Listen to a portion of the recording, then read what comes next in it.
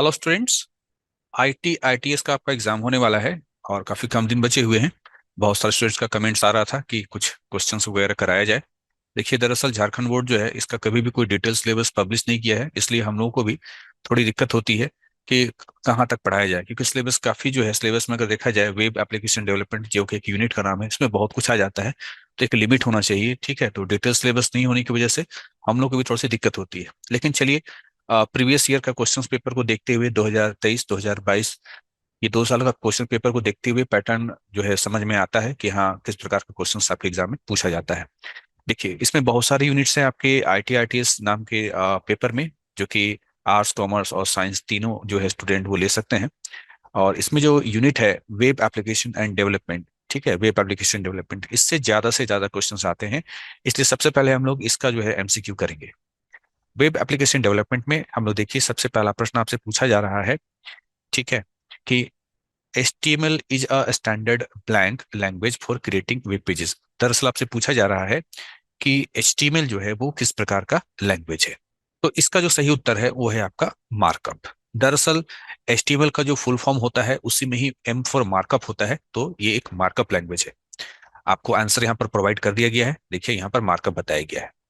अगला प्रश्न यहाँ पर देखिए, अगला प्रश्न आपसे पूछा जा रहा है, HTML स्टैंड्स फॉर, HTML का फुल फॉर्म क्या होता है।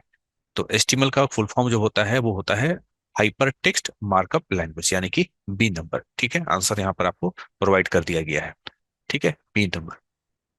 अगला प्रश्न यहाँ पर देखिए, प्रश्न संख्या 3, which is the correct sentence to include comment in HTML document. किसी HTML डॉक्यूमेंट में कमेंट को इंक्लूड करने का, कमेंट को शामिल करने का सही सेंटेंस क्या है, सही रूल क्या है। तो यहाँ पर आपको ऑप्शंस दिया हुआ है, सही जो इसका उत्तर होगा कमेंट के लिए वो होगा आपका डी नंबर, ठीक है। देखिए आपको यहाँ पर डी नंबर बताया भी गया है। अगला प्रश्न हम लोग बढ़ते हैं, प्रश्न संख्या 4, विच एलिमेंट टैग, है ना, विच एलिमेंट या टैग, कौन सा एलिमेंट या कौन से टैग जो है डिफाइन करता है पैराग्राफ को। देखिए, HTML में जो प्रश्न का उत्तर देना ना बड़ा आसान है, ठीक है, बड़ा आसान है, क्योंकि जो प्रश्न पूछा जाता है उसी से मिलता जुलता आपको आंसर देखने को मिलता है। तो देखिए, इसका जो सही उत्तर होगा वो होगा ए नंबर। जो आपने यहाँ पर देखा ना, दो एंगल ब्रैकेट के भीतर में पी है ना, पी फॉर पैराग्राफ होता है, तो इसका उत्तर होगा ए नंबर। देखिए आपको वही बताया गया है, ए नंबर। आगे हम आते हैं, प्रश्न संख्या 5 के बारे में बात करते हैं कि विच टैग या element defines the HTML document body, ठीक है। HTML का जो डॉक्यूमेंट होता है उसका बॉडी को डिफाइन करने के लिए कौन सा एलिमेंट होता है। तो बड़ा आसान सा है, इसका जो होता है वो डी नंबर होगा, यानी बॉडी टैग होता है। अगला प्रश्न, प्रश्न संख्या 6, which tag contains the meta information about the HTML page. HTML page में मेटा इंफॉर्मेशन को स्टोर करने के लिए या मेटा इंफॉर्मेशन को दिखलाने के लिए कौन सा टैग का इस्तेमाल होता है, ठीक है। ऑप्शंस दिया हुआ है, HTML, B title, C head या डी बॉडी। तो इसका जो सही उत्तर होगा वो होगा हेड, ठीक है।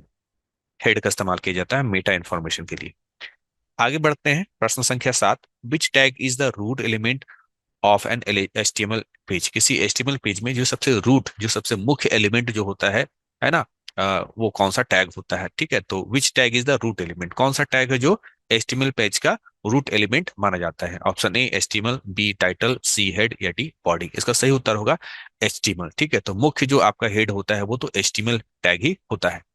अगला जो प्रश्न है वो ये है कि हु इन्वेंटेड HTML, HTML को इन्वेंट किसने किया। ए डेव रैगटी, बी टिम बर्नर्सली। इसका सही उत्तर होगा टिम बर्नर्सली, जो है इन्होंने जो है HTML को इन्वेंट किया। आंसर देखिए वही दिया हुआ है। प्रश्न संख्या 9, HTML tags with no content are called. ऐसा HTML टैग जिसमें कोई कंटेंट नहीं होते हैं, उस HTML टैग को क्या कहा जाता है। A special tag, B advance tag, C empty tag या डी अदर टैग। तो बड़ा आसान है, देखिए बोलता है नो कंटेंट मतलब कुछ भी ना हो, तो उसके लिए होगा इम्पिटी टैग, ठीक है। तो आपको क्या बताया जा रहा है कि अगर आप HTML नहीं भी पढ़े हुए हैं ना, तो कुछ इस तरीके से आप अंदाजा लगा सकते हैं, है ना, क्वेश्चन में ही उसका उत्तर जो है छुपा हुआ होता है। आगे बढ़ते हैं, प्रश्न संख्या 10 की ओर बढ़ते हैं। यहाँ पर कह रहा है कि HTML heading are defined with the blank tags, है ना। HTML में जो हेडिंग्स होता है उसको कैसे डिफाइन किया जाता है। तो यहाँ पर बहुत सारे ऑप्शंस हैं, और इन बहुत सारे ऑप्शंस में से सही जो उत्तर होगा वो सी नंबर होगा, H1 से लेकर के H6 तक, ठीक है। याद रखिएगा, H1 से लेकर H6 तक, ये नहीं कि H7 H8 H9, नहीं, H1 से लेकर H6 तक ये हेडिंग होता है HTML का। आगे बढ़ते हैं हम लोग प्रश्न संख्या 11 की ओर बढ़े। Which tag is use to display the horizontal rule. Horizontal rule है ना, इस तरीके से लाइन लाने के लिए कौन सा टैग का इस्तेमाल किया जाता है? BR HR, है ना। बड़ा आसान है, इसमें भी, इसमें हो सकता है आप कंफ्यूज करेंगे ए और बी में, है ना। तो यहाँ ए और बी में जो होगा वो बी होगा, HR, ठीक है। आगे बढ़ते हैं, प्रश्न संख्या 12। Which tag is use to define a line break. आपको बताना है इसमें से कौन सा टैग का इस्तेमाल जो किया जाता है लाइन को ब्रेक करने के लिए किया जाता है, ठीक है। तो यहाँ पर जो है स्टूडेंट कंफ्यूज मत करना, जो C++ पढ़े होंगे तो ए कह सकते हैं, ए नहीं होगा, इसके लिए C नंबर होगा, BR टैग होता है, ठीक है। तो केवल टैग के बारे में पूछ रहा है, BR टैग। आगे बढ़ते हैं, प्रश्न संख्या 13। Which tag is use to define preformatted text. यहाँ आपसे पूछा जा रहा है कि वो कौन सा टैग है जिसके द्वारा हम लोग प्री फॉर्मेटेड टेक्स्ट को डिफाइन करते हैं। इसका जो आंसर भी बड़ा आसान है, प्री फॉर्मेटेड टेक्स्ट, इसका होगा प्री, ठीक है, प्री। देख ही रहे हो आप, आंसर बड़ा आसानी से आप निकाल सकते हो, है ना, अगर भूल जाते हो तो। अगला है question number 14। Which HTML attribute is use to define a style of an element. किसी एलिमेंट के स्टाइल के लिए, है ना, कौन सा हम लोग टैग का इस्तेमाल करेंगे, है ना। तो इसका जो सही उत्तर होगा वो होगा आपका स्टाइल, ठीक है। तो स्टाइल यानी कि ये, और याद रखिएगा यहाँ पर कंफ्यूज कर सकते हैं। दरअसल यहाँ टैग नहीं पूछा है, यहाँ पर एट्रीब्यूट पूछा है। जब भी कोई टैग पूछे ना तो टैग हमेशा ये स्क्वायर ब्रैकेट के भीतर होता है, ठीक है। तो यहाँ टैग नहीं पूछा, यहाँ पर एट्रीब्यूट पूछा, तो जो एट्रीब्यूट होगा वो बिना एंगल ब्रैकेट के होगा, तो यहाँ पर ये होगा आंसर, C नंबर होगा, A नंबर नहीं होगा। अगला प्रश्न, which HTML tag is used. Tag पूछ रहा है, which HTML tag is use to define bold text without any extra importance. तो बोल्ड टेक्स्ट के लिए, है ना, बोल्ड टेक्स्ट के लिए कौन सा जो है आपका टैग होता है, ठीक है। यहाँ आप जो है कंफ्यूज कर सकते हैं, यहाँ पर B नंबर नहीं होगा, ठीक है। यहाँ पर आपका D नंबर होगा, B फॉर बोल्ड होता है, ठीक है। तो यहाँ पर कंफ्यूज नहीं करना है। अगला प्रश्न है प्रश्न संख्या 16। Which HTML tag is use to define text with strong importance. ठीक है, स्ट्रॉन्ग इंपॉर्टेंस, देखिए स्ट्रॉन्ग जो होता है ना वो बोल्ड की तरह ही होता है, ठीक है। जो बच्चे बोल्ड नहीं जानते कि बोल्ड किसको बोलते हैं, तो कोई भी चीज अगर टेक्स्ट लिखा हुआ, जैसे देखिए कि ये गहरा रंग का लिखा हुआ और ये बाकी सब क्या है, हल्का रंग का लिखा हुआ है, तो ये जो गहरा रंग का लिखा हुआ होता है इसको ही हम लोग क्या बोलते हैं, इसको हम लोग बोल्ड बोलते हैं। और एस्टिमल में बोल्ड के जैसा ही एक और होता है जिसको हम लोग कहते हैं स्ट्रॉन्ग, ठीक है। बोल्ड के जैसा ही होता है जिसको हम लोग कहते हैं स्ट्रॉन्ग। तो यहाँ पर कह रहा है स्ट्रॉन्ग इंपॉर्टेंस, ठीक है। तो इसके लिए जो होगा यहाँ पर बड़ा इजी है, स्ट्रॉन्ग टैग होता है। अगला प्रश्न हम लोग आते हैं प्रश्न संख्या 17।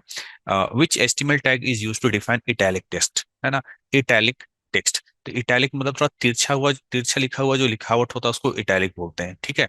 तो इटैलिक के लिए बड़ा इजी है, यहाँ पर यहाँ भी कंफ्यूज कर सकते हो A और C में। तो यहाँ पर जो सही है A, C और D में भी आप जो है कंफ्यूज कर सकते हो, तो इसका सही उत्तर एक्चुअली C होगा। केवल आई लेटर होता है ना, केवल आई लेटर जो होता है वो इटैलिक के लिए इस्तेमाल होता है।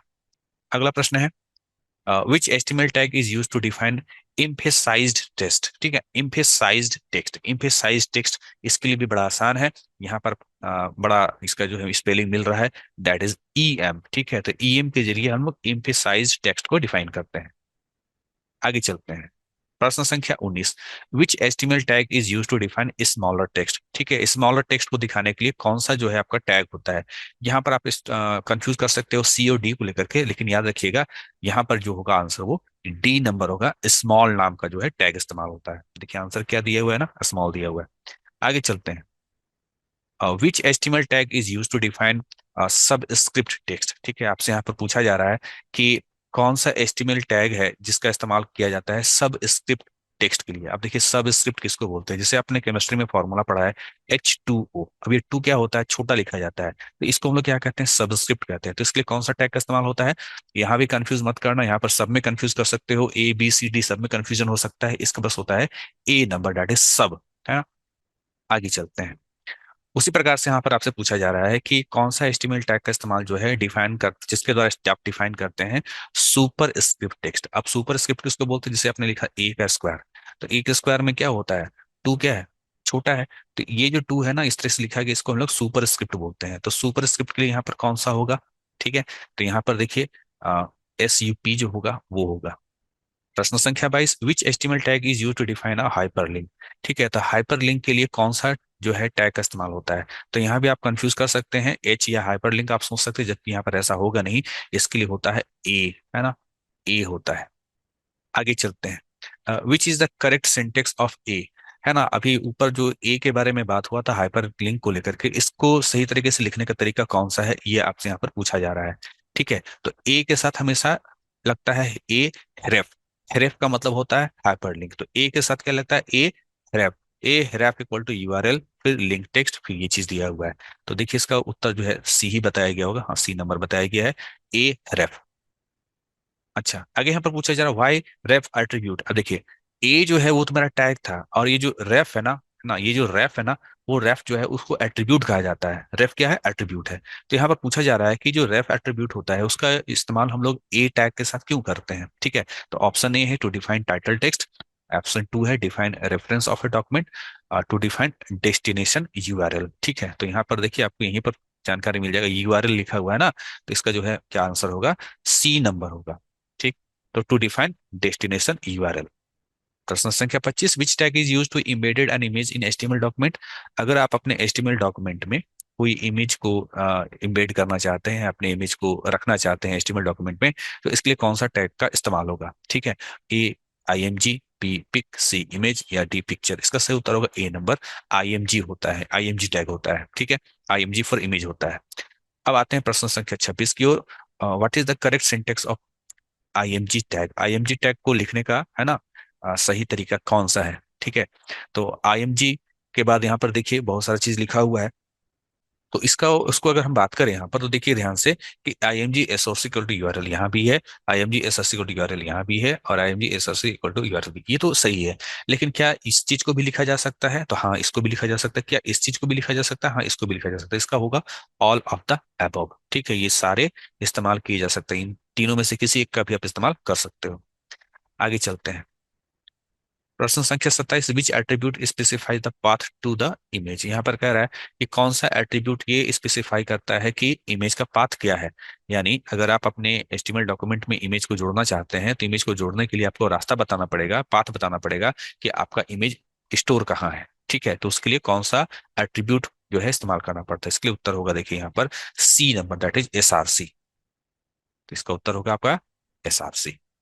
आगे चलते हैं, प्रश्न संख्या 28, which HTML tag is use to define a table. Table को डिफाइन करने के लिए कौन सा जो है आपका टैग का इस्तेमाल किया जाता है। बड़ा आसान है, देखिए इसका उत्तर होगा टेबल। ठीक है, इसका उत्तर होगा टेबल, यानी ए नंबर।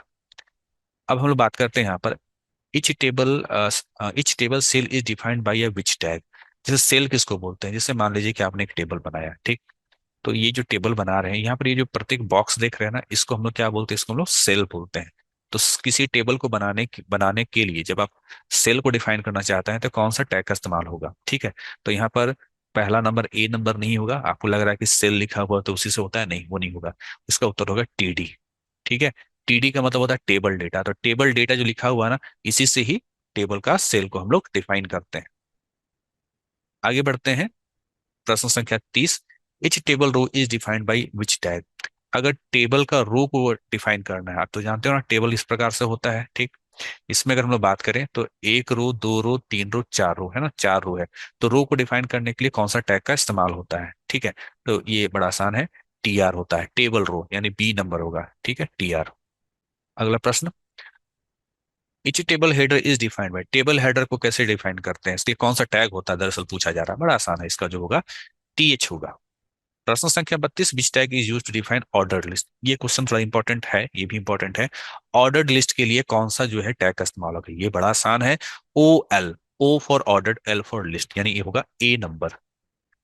अगला प्रश्न है, which tag is use to define unordered list. ठीक है, तो यू एल, इसका होगा यू एल। अगला प्रश्न, which tag is use to define list item. List item के लिए कौन सा जो है टैग इस्तेमाल होता है, बड़ा आसान है, लिस्ट आइटम। तो ये होगा L I, list, L for list, I for item. और आखिरी प्रश्न है, which tag is use to create HTML form for user input. आप लोग जो है इंटरनेट पर जो है बहुत सारा ऑनलाइन फॉर्म भरते हैं, तो वो फॉर्म एचटीएमएल में किस टैग की मदद से बनाया गया है। ठीक है, तो इसका जो सही उत्तर होगा, बड़ा आसान है, इसके लिए होगा फॉर्म, फॉर्म टैग होता है। ठीक है, ये रहा आपका आंसर।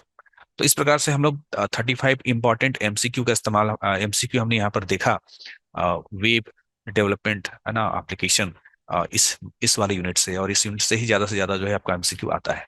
तो इनको बड़ी अच्छे से प्रैक्टिस कर लीजिएगा, इसमें से मैक्सिमम क्वेश्चंस आपको जो है एग्जाम में देखने को मिलेंगे। मिलेंगे नेक्स्ट वीडियो में, तब तक के लिए थैंक यू।